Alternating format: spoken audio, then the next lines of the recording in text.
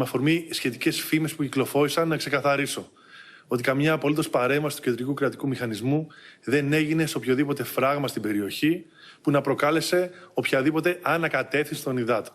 Προσοχή λοιπόν στα fake news, ιδιαίτερα όταν αφορούν σε ανθρώπινες ζωές, καθώς δημοσιεύτηκαν και αναδημοσιεύτηκαν ανυπόστατες πληροφορίες για νεκρούς, προκαλώντας μεγαλύτερη αγωνία και αναστάτωση στους ανθρώπους που ήδη δοκιμάζονται στις περιοχές. Βρισκόμαστε στο φράγμα Γιορτώνης, κοντά στη Φαλάνη, και αυτή τη στιγμή ανοίγει το δρόμος.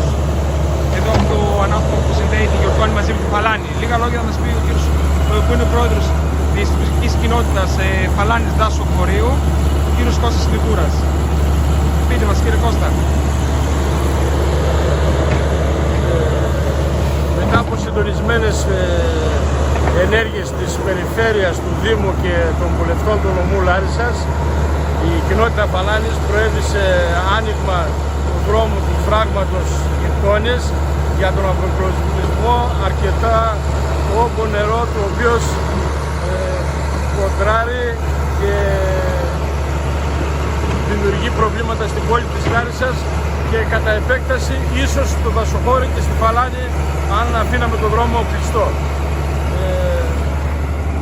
Έστω και την τελευταία στιγμή βρέθηκε η λύση, βρέθηκε μηχάνημα συμπολίτη μας από τη Φαλάνη, ο οποίος ήρθε έγκαιρα και ανοίγουμε και δίνουμε λύση στο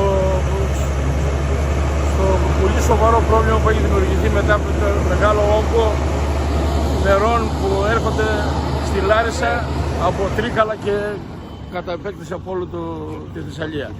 Η παρουσία του αστυνομικού διευθυντή είναι παρόν με 2 πυροβολικά, έχουν πάρει τα μέτρα για τυχόν ατυχήματα και τους ευχαριστούμε όλους.